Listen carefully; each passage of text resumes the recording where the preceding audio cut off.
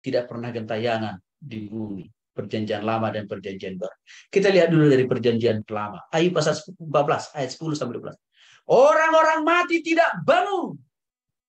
Tetapi bila manusia mati maka tidak berdaya. Nah, jelas di bawah ini. Tidak berdayalah ia. Bila orang binasa, di manakah ia? Seperti air menguap dari dalam tasik dan sungai surut dan menjadi kering. Demikian juga manusia berbaring dan tidak bangkit lagi sampai langit hilang lenyap. Mereka tidak terjaga dan tidak bangun dari tidur. Ini mengindikasikan orang mati itu Bapak Ibu. Iya, rohnya tidak ikut serta-merta dikubur. Yang dikubur itu jasadnya, dagingnya. Maka dikatakan, orang mati itu tidak berdaya, tidak gentayangan, tidak lari sana sini. Walaupun orang itu waktu di bumi sudah bertobat, ya, nggak ada gentayangan. Ayat 7, ayat 9 sampai 10. Orang mati tidak akan muncul kembali. Yang kita makamkan di kuburan itu, Bapak Ibu waktunya, tidak akan pernah lari kemana-mana lagi itu rohnya. Karena rohnya itu sudah ditempatkan di Hades kalau belum bertobat, di pangkuan Abraham kalau sudah bertobat. Sebagaimana awan lenyap dan melayang hilang, demikian juga orang turun ke dalam dunia, orang mati tidak akan muncul lagi. Tidak lagi kembali ke rumahnya dan tidak lagi dikenal oleh tempat tinggal. Saya jadi teringat begini Bapak. Ada kebiasaan ini. Ini kebiasaan yang salah. Ya. Kalau kita baru pulang dari pemakaman, gitu ya. Ada seringkali kita bangun dalam pikiran kita. Kita harus cepat-cepat mandi. Supaya apa? Roh orang yang baru kita makamkan itu tidak ikut-ikutan sampai masuk rumah. Salah. Nggak ada hubungannya. Atau sebelum pulang ke rumah kita mampir dulu di sebuah warung makan. Supaya apa? Roh orang yang baru kita makamkan itu berhenti, dibatasi hanya cukup di rumah makan itu. Lalu biarlah nanti, ya roh orang yang baru meninggal itu berkomunikasi dengan orang yang punya restoran. Bapak Ibu itu harus dibuang ya, nggak ada itu. Ya, saya nggak usah sebut dalam budaya siapa itu. Kemarin saya selesai ibadah pemakaman di sebuah tempat pemakaman di Cikadut, Pak Doni. Begitu ya. Lalu selesai ibadah pemakaman itu, saya duluan pulang sama istri karena saya pelayanan lagi gitu. Lalu saya dihubungi oleh anggota keluarga. Bilang begini, Sony, kok kenapa langsung pulang? Gitu, kenapa saya bilang? Harusnya jadi Pak Tony dulu kita makan di rumah makan Pak. Gitu. Saya bilang apa-apa lah, Bu. Karena saya masih ada pelayanan lagi. Saya bilang ronde kedua. Saya bilang, wah, ya harusnya Pak Tony sama Ibu ikut dulu dong. Supaya, saya bilang ini, buat apa? Supaya roh papi saya tidak sampai ikut ke rumah Pak Tony, ikut pulang. Enggak lah, saya bilang. Bapak Ibu, ini masih dimiliki pola pikir ini oleh jemaat-jemaat kita loh, Bapak Ibu. Dan kita harus clearkan itu. Jangan dibiarkan. Ya, artinya begini Bapak Ibu. Walaupun kita mampir di rumah makan sebelum pulang, biarlah karena alasan yang logis dan alkitabiah. Yaitu apa? Ya karena sudah waktunya makan siang atau makan malam kan. Itu aja. Gitu loh. Kalaupun kita pulang dari pemakaman harus ganti baju dan mandi, biarlah itu karena alasannya apa? Ya karena kita kotor kan dari luar kan. Itu aja gitu loh. Nggak usah diformulasi ada roh orang itu ikut-ikutan sampai ke rumah. Nggak ada hubungannya Bapak Ibu. Harus jelas loh ini. Ya. Pengkhotbah pasal 9 ayat 5 sampai 6. Orang-orang mati tidak tahu apa-apa. Karena orang-orang yang hidup tahu bahwa mereka akan mati. Artinya apa? Hanya orang yang masih hidup Bapak Ibu yang tahu. Dia lakukan apa, kerjakan apa hari ini, esok, dan lusa. Tapi orang mati sudah selesai. Dia tidak tahu lagi. Dia lakukan apa, kerjakan apa. Enggak, udah selesai. Orang mati yang sudah kita makamkan itu juga, dia juga sudah tidak tahu bahwa dia sudah mati Bapak Ibu. Orang yang baru kita makamkan itu juga dia sudah tidak tahu bahwa dia sudah kita makamkan, dia sudah dikremasi, dia nggak tahu Bapak Ibu. Artinya apa? Dia nggak ngerasa sakit juga kalau dibakar atau dikremasi, enggak. dia juga tidak merasa sedih. Kalau kita tinggalkan pemakaman itu, dia udah nggak ngerasa sedih, udah nggak tahu itu Bapak Ibu. Ini harus jelas loh ya Bapak Ibu ya. Tak ada upah lagi bagi mereka. Bahkan kenangan kepada mereka sudah lenyap. Mereka tidak lagi mengingat-ingat di dalam kubur itu. Masa-masa indah, masa-masa manis waktu dulu pacaran dengan suami, dengan suami atau istri, enggak. Mereka juga udah nggak tahu berapa cicitnya, cucunya, berapa ember kekayaannya, udah nggak tahu Bapak Ibu. Baik kasih mereka maupun kebencian dan kecemburuan mereka sudah lama hilang sejak mereka mati. Dan untuk selama-lamanya tak ada lagi bahagian mereka dalam segala sesuatu yang terjadi di bawah matahari. Ayat ini menekankan, tidaklah ada roh orang yang meninggal itu balas dendam. Nggak ada itu. Pada lawan-lawannya, musuh-musuhnya waktu masih hidup. Nggak ada itu. Itu kerjaan iblis kok itu. Yang memanipulasi. Direkayasa oleh siapa? Mbah Dukun kan? Tuh. Kamu itu dibalas oleh si itu. Begitu. Dia domba lah kita Bapak Ibu. Ibrani 10, perjanjian baru nih. Ibrani 4 ayat 10. Jelas juga mengatakan. Bapak Ibu yang dikasih oleh Tuhan Kristus. Orang mati berhenti dari semua pekerjaannya. Sebab barang siapa telah masuk ke tempat perhentiannya, ia sendiri telah berhenti dari segala pekerjaan. Sama seperti Allah berhenti dari pekerjaannya. Artinya Bapak Ibu, jangan lagi kita berpikir. Misalkan nih, ya jemaat kita meninggal. Dan misalkan ini meninggalnya ini mendadak ke serangan jantung ya. Dan persis meninggalnya itu waktu di gereja melayani.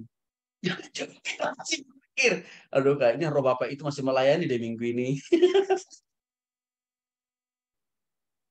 Kita manipulasi berita hoax yang sumur ditumbuh kembangkan oleh simbolis. Termasuk juga misalkan seringkali juga orang Kristen apa? Takut pulang sendiri ke rumah. Takut memakai kamar tempat tidur bapak mamanya yang sudah meninggal. Karena kenapa? Rohnya masih di sana tidur. Bapak Ibu, itu pekerjaan simbolis itu. Ini harus clear loh Bapak Ibu ya. Suatu saat seorang teman saya katakan begini. Jadi bapaknya meninggal tidak langsung dimakamkan. Karena harus biasa orang Batak ya. Harus kumpulkan dulu dari Sabang sampai Merauke, sanak famili dan saudara. Nah, sehingga baru hari ketiga ya dimakamkan. Artinya apa? Jenazah itu masih ditahan di rumah ya selama beberapa hari. Lalu tiba-tiba teman saya ini kesurupan malamnya. Ya. Dan dia bilang, Pak Tony, dari malam bapak saya datang ke saya.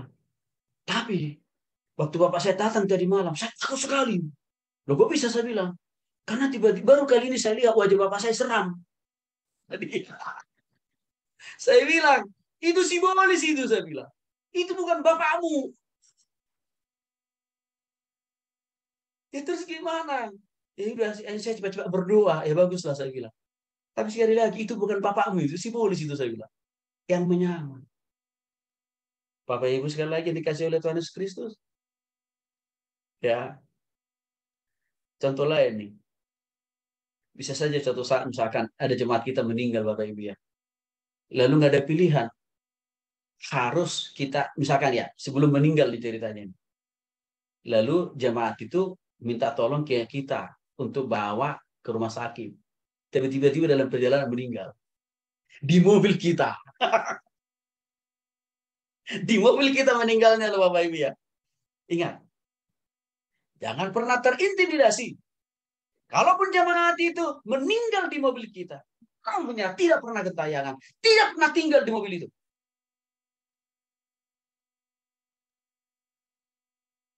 Rohnya sudah kembali ke tempat asalnya. Di tempat yang telah Tuhan tentukan. Maka jangan terintimidasi oleh iblis.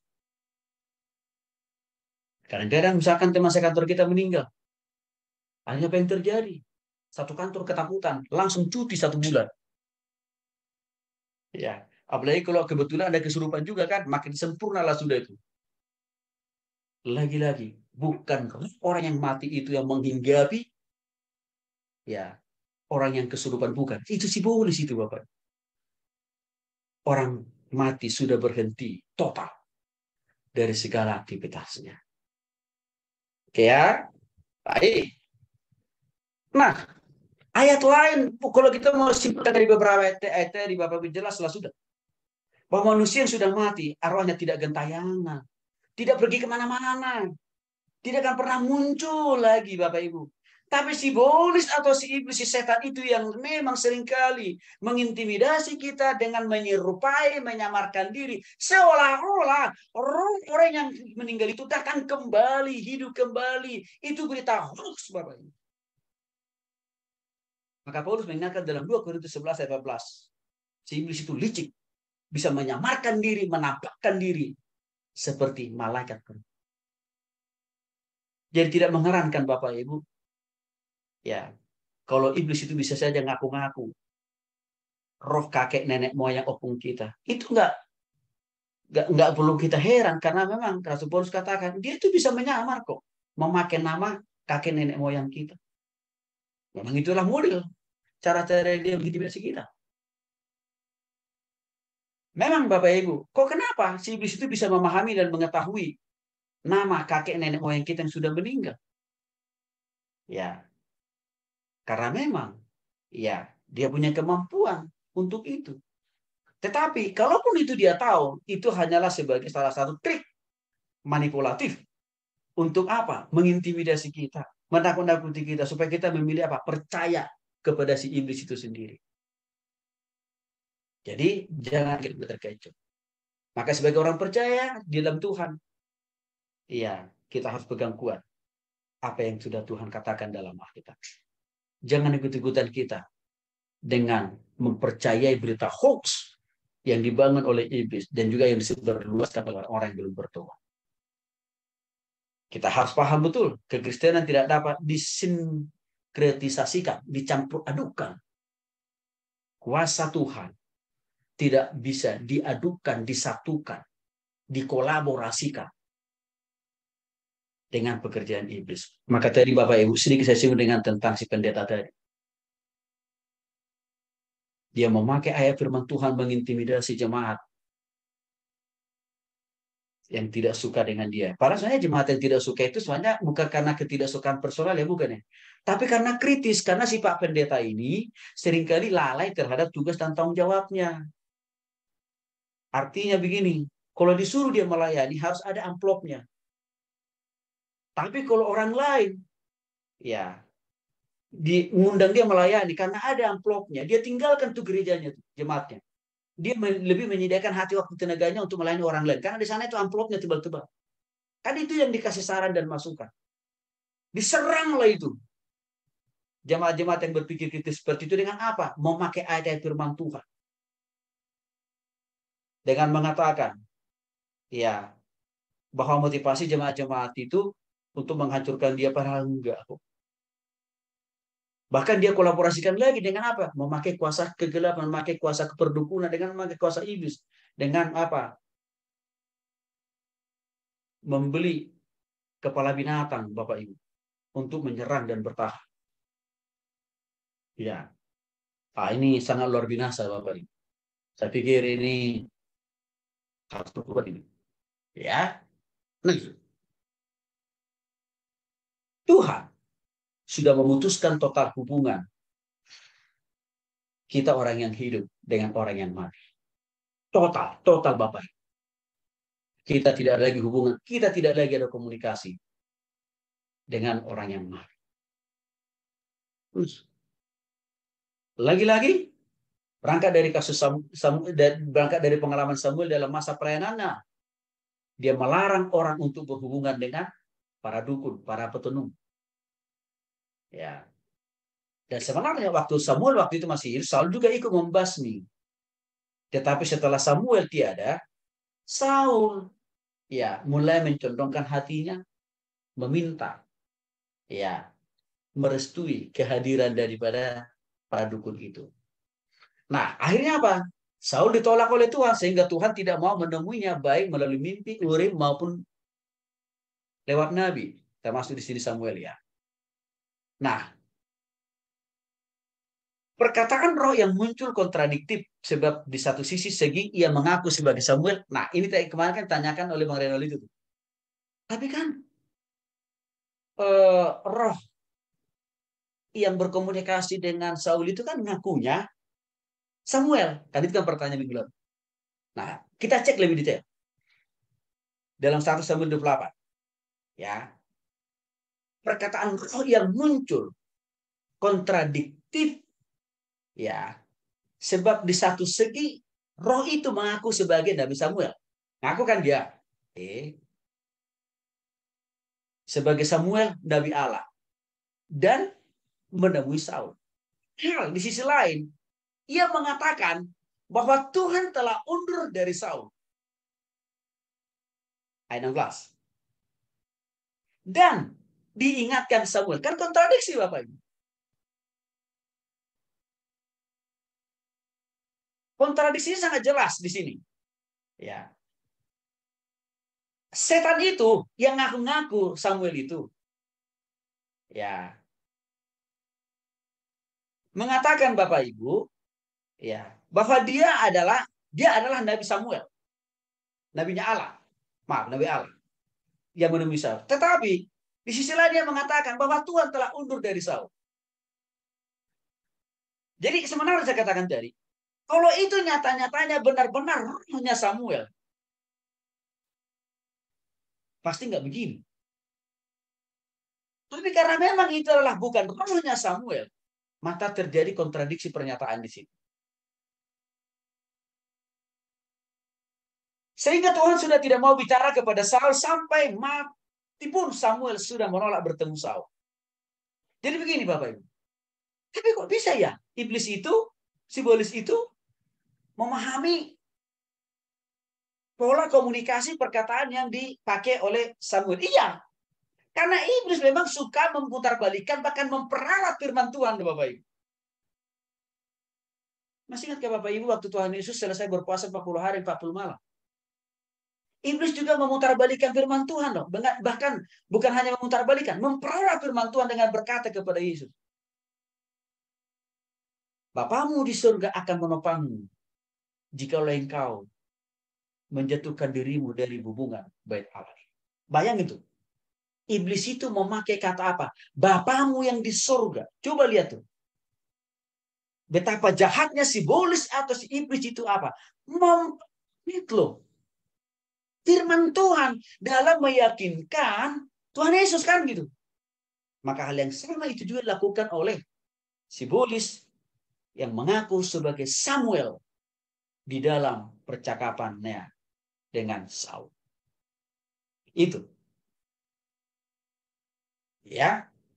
Jadi kita tahu bahwa Samuel adalah nabi yang tegas dan konsisten. Ya, yang memarahi Saul ketika Saul masih berkuasa karena tidak taat pada firman Tuhan. Dan menolaknya sebagai raja. Bahkan ketika Saul tidak membunuh Raja Ak. Nah, ini lihat nih Bapak Ibu. Waktu Saul tidak membunuh Raja Ak itu raja yang jahat. Ya. Samuel sendiri yang menghunus pedang dan mencincang, memotong-motong Raja Ak. Dicatat dalam 1 Samuel 15 ayat 33. Dan sejak itulah karena marah Samuel, ia meninggalkan Saul dan tidak pernah bertemu lagi. Maka kesimpulan kita, mustahil. Kalau roh yang dikatakan oleh dukun itu yang berbicara dengan Saul adalah Samuel, itu kebohongan besar.